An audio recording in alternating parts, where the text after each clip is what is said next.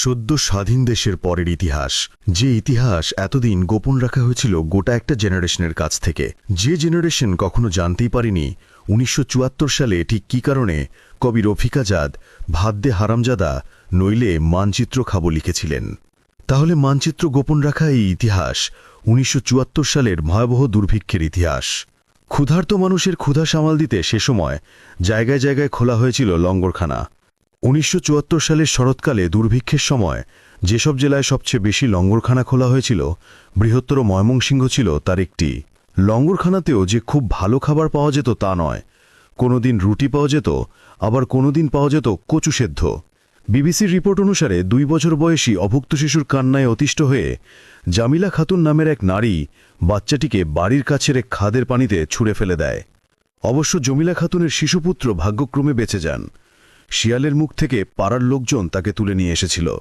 ১৯৭৪ সালের দুর্ভিক্ষ নিয়ে অস্ট্রেলিয়ান সাংবাদিক জন পিলজার একটা ডকুমেন্টারি করেছিলেন, যা ছিল ২৭ মিনিটের। সেখানে তিনি তুলে ধরেন বাংলাদেশের মতো কনজারভেটিভ একটা দেশে মেয়েদের কাপড় বিক্রি করে খাবার কিনে খাওয়ার কাহিনী। গায়ের কাপড় বিক্রি করে খাবার কিনে খেয়েছিলেন বাসন্তী। এরপর জাল দিয়ে জড়িয়ে নিজের লজ্জা নিবারণের চেষ্টা করেন। সেই ছবি প্রকাশ হয় দৈনিক ইত্তেফাকে।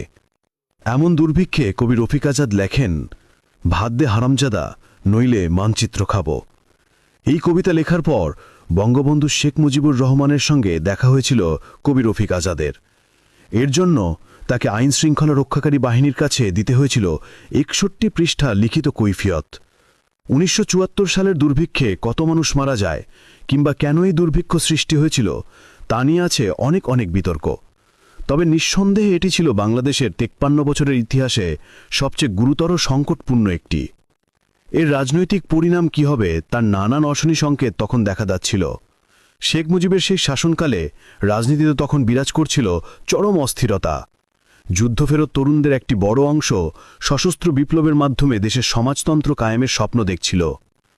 কিউবার কাছে বাংলাদেশের পাট বিক্রির সিদ্ধান্তকে অনেক ঐতিহাসিক এই দুর্ভিক্ষের অন্যতম কারণ হিসেবে দেখে। কিউবার কাছে পাট বিক্রির সিদ্ধান্তে যুক্তরাষ্ট্র সাথে সাথে বাংলাদেশের সাহায্য বন্ধ করে দেয়।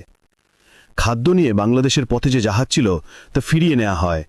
দুর্ভিক্ষ যে ব্যাপক রূপ নেয় তার প্রধান কারণ ছিল এটিই। অবশ্য অনেকে এই বিষয়ে ভিন্নমত পোষণ করেন। সে সময়ের অনেক আমলা স্টেটমেন্ট দেন, আসলে তখন কিছুই করার ছিল না, কারণ ১৯৭৩ সালে কয়েকবার বন্যা এবং খরা হয়েছে। তখন বিরাট শস্য ঘাটতি দেখা দেয়। এরপর যখন ১৯৭৪ সালে শরৎকাল আসে, তখন আর দেশে কোনো খাদ্যের মজুদ নেই, সরকারের হাতেও নেই, প্রাইভেট স্টকও নেই।